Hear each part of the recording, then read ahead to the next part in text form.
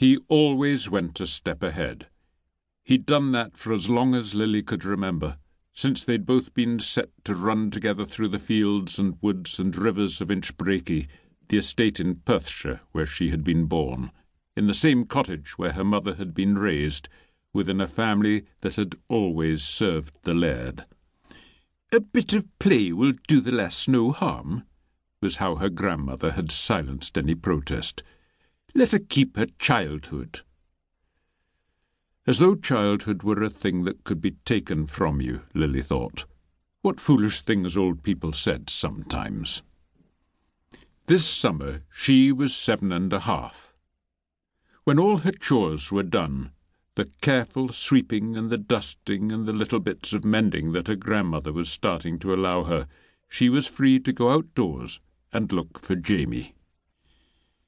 He'd been here 3 days already, with his brothers and his mother, come to visit his grandfather, the old laird, and he'd be here for nearly 2 weeks more, but it was never long enough.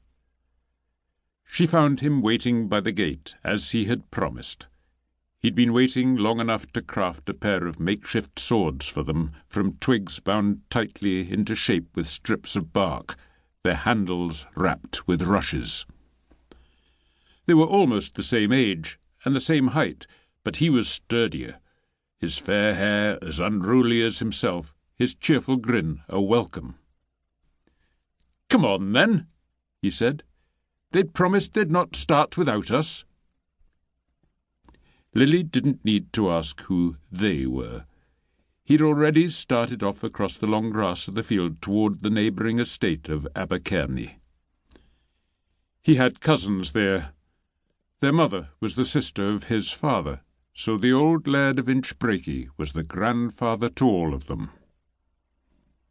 Last winter, with the Abercairny boys away at school in Perth, the 2 girls, Anna and Amelia, had set up a play school of their own, with Lily as their pupil. They'd used the room their tutor used for teaching them. They'd taught her how to read and write, and once Amelia had set her to copy out a chart of all the family of the house of Abercairny. It had been the family name that had tripped Lily up at first. She'd copied down the letters carefully, M-O-R-A-Y, and she'd frowned. "But that's not how it's said at all," she'd pointed out. "It's Murray." "Aye," Amelia had agreed, "but it's the way we've always spelled it.